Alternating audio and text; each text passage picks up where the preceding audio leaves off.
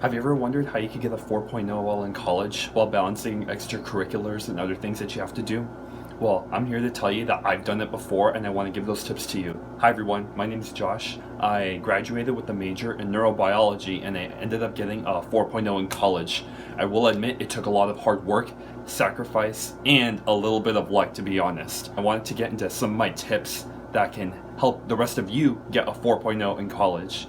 So my first tip, it revolves around organization, because a huge part of getting a 4.0 revolves around organizing your time, your assignments, and what you have to do the entire day to ensure that you get your tasks done and complete. I would say the first thing you need to know is that to get a 4.0, you need to have the motivation to get one before you enter college. That was the way in which I did it.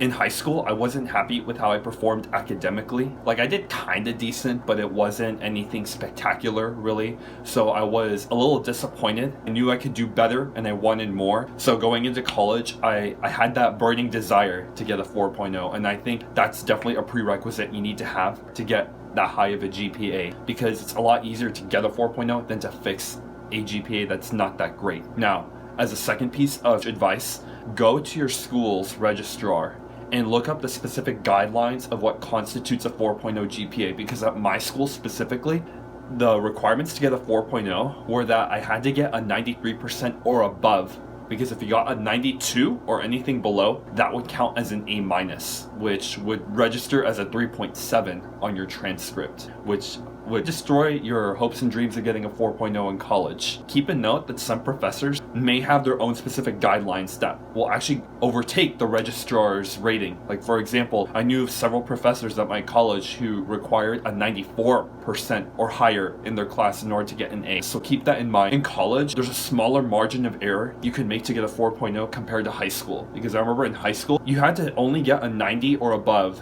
to be considered a 4.0 student, but that is not the case in college. A- can weigh your 4.0 down. You don't want to have obtained an A- and be like, yes, I did it, when in reality, it's actually damaging your GPA, unfortunately. A second tip when it comes to organization would be to get a planner. I remember when I was in college, I had a planner always out by my right-hand side, because the professor would say something that we needed to do or have turned in, and I would quickly write it down. Sometimes they'd say it once and they never mention it again, and they expect the class to do it. And I've had friends who said, "Oh no, I don't need a planner, I'm totally cool," but they forgot to do their assignments. If you forget to do your homework, you're sacrificing very easy points that could boost your GPA. Yes, homework is not that much in college. It doesn't comprise a huge percentage, but it is typically an easier percentage to obtain. A third piece of organization that I used was I actually carried around this big, heavy binder. And I know I got made fun of a lot in college for it, but I will say that having a binder really helped when I was having paper assignments and needed to take them out and turn them into professors. You'll see that in college, a lot of assignments still use paper. So I found the binder to be extremely useful in line with time management. Another huge thing that has helped me was Apple Calendar. Apple Calendar really helped because it was something that I could easily schedule meetings in. I could easily go to the app and set alarms and reminders, and I found that to be extremely helpful because I would completely forget some meetings. So I would use my planner to write down assignments, and I would use Apple Calendar to write down meeting times and dates. In line with Apple Calendar, I would highly suggest using the Pomodoro method. When studying, I would watch YouTube videos that had Pomodoro timers, and that really helped with my time management and giving myself effective and realistic breaks when I needed them. As my last tip in organization, I would highly suggest to learn to say no. What I mean by that is that in college, there will be lots of people who will sometimes sidetrack you from your studies. For example, you might have a friend who might invite you out to go to a party, but you'll have to decline that offer because you're too busy studying. And this is where the sacrifice comes in. It's going to be uncomfortable to say no to people. It's just something that you're going to have to do in order to get a 4.0 GPA, because you only have 24 hours in a day, and you have to use that limited time as effectively as possible. The people you often associate with are the people who may help you succeed in college. And the first group of people that are definitely going to help you get your 4.0 GPA are professors. When it comes to interacting with professors, sit in the front row in class because it shows them that you're invested and that you care about the class deeply. Another benefit of sitting in the front row is that it'll minimize distractions. People are a lot less likely to talk to you by your side if they see that the professor is only a few feet ahead of you. Whereas if you're in the back row, the professor can't really see you, it's a lot more tempting to talk to people or go onto social media. Another way in which I suggest you interact with professors is to ask questions in class. It not only shows that you're invested, but it shows that you're actively learning and engaged in lecture material. According to the learning pyramid, which I'll somehow fit in this video, lectures are actually one of the worst ways of getting information because you sit back and you learn passively. So to make sure that you're more engaged in lecture, ask questions and talk to the professor. Another area in which you should interact with your professors is to go to office hours, because professors have a time constraint in class. Now, I would suggest to use office hours most effectively, come to the professor with an understanding of the material rather than asking, can you please explain this concept? Can you please explain the Krebs cycle? It's more effective if you already come to the professor talking about the Krebs cycle, saying, okay, first you have citrate, which goes to isocitrate, and then what happens next? Then the professor can build up on what you're lacking. I think that is a much more effective way of approaching office hours. Now, another note I wanted to make when talking about social interactions comes with the friends and the peers you make. I make friends with the smart kids in class. Now, people aren't going to outwardly tell you your GPA unless you have that one or two gunner people in your class who just outright want to let the whole world know what their GPA is. But I will say the vast majority of people, even people who are high achieving students, do not feel comfortable disclosing their GPA. Even when I was in college, I didn't feel comfortable telling people that I had a 4.0. As a matter of fact, a lot of my close friends who have known me in college will actually be finding out the first time that I've ever gotten a 4.0 when this video comes out. But I will tell you that people will show that they're smart kids in class by other traits. You'll start to see people who care more about their studies and people who don't. Make friends with people who care about their academics a lot. It'll be easier to see as you progress along your classes who cares about academics. Definitely get with the smart students, because not only could they offer you homework help and group study, but they could also be meaningful connections that could help you out later on. They say that you're the average of the 5 people you associate yourself the most with, so I would strongly suggest associating with people who are very determined academically. Even though they may not be getting the grades they want, if they are willing to put in the work and the effort and they really care about their studies, associate with those people because you could learn a thing or two from them. And when it comes to talking to students, another area I'd suggest is to take advantage of upperclassmen. Ask them for how other classes were. When I was a freshman at college, I would ask upperclassmen, hey, what did you think of this one biology class I'm going to take next semester? And they would often tell me about the professors and their teaching styles, what the tests are like. I think upperclassmen can be very, very helpful.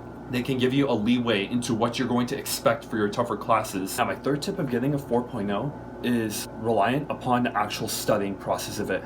This is the meat of the actual video because this is really the core of getting a 4.0. First off, you want to organize your classes from hardest to easiest because you're going to focus a disproportionate effort on the harder classes and focus a smaller effort on the easier classes. You need to prioritize your classes because the hardest thing to getting a 4.0 is getting A's in the hard classes. Another thing in which you should do is to use active learning. You need to use learning that's going to involve active recall.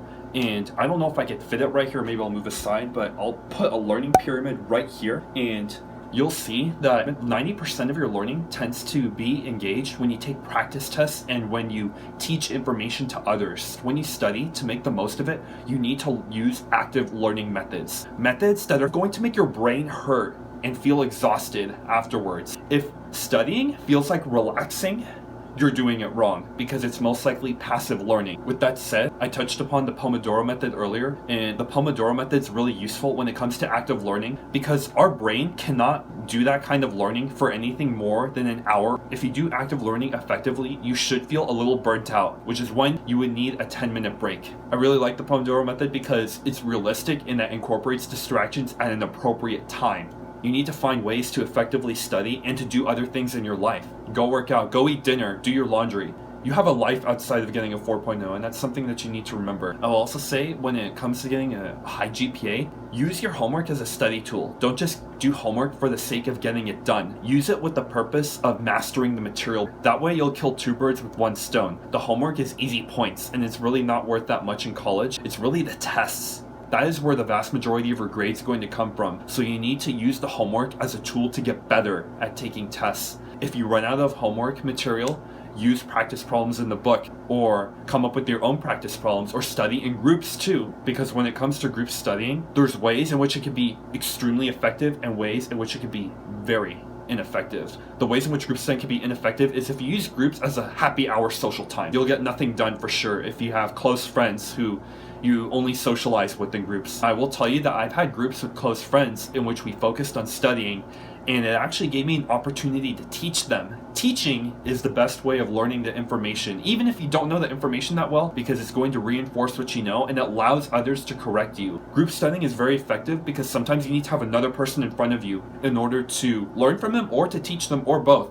As a final tip with teaching when it comes to studying, I would suggest potentially finding work as a tutor, because it forces you to explain the material, to simplify it down, and to package it into simpler concepts that somebody else who hasn't been exposed to material can understand. And this is something that I learned when tutoring in college, where I tutored all the classes that I got A's in. I tutored all those subjects to such a degree where I started to understand them a lot better and become better at explaining them, and that helped further my understanding. Use that tutoring as a motivation, because you not only learn, but you get paid to learn, and I think it's really awesome. You kill 2 to 3 birds with one stone. As a final topic, I want to close on motivation, because 4.0s require a lot of sacrifice, a lot of dedication, and a lot of saying no to other people, and even to yourself. Sometimes I've had to skip out on going to the gym because I had a test to study for. You need to have a why for why you want to get it, because if your why isn't strong enough, you're eventually going to slack off. I never was the type of person who got good grades in my life.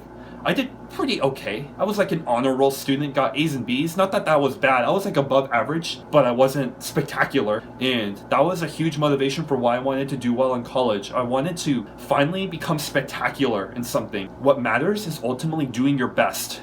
And regardless of the result you end up getting, you won't have any regrets because you'll know that you did the best. I want to inspire you all to do the best you can, because if you do the best, you're not going to have any regrets about it. And even if you don't get the result you want, at least you'll still be able to pat yourself on the back and say, hey, I gave it my all and I'm happy with that. In the meantime, take care, succeed, and let me know how you end up doing. I'll see you in the next video.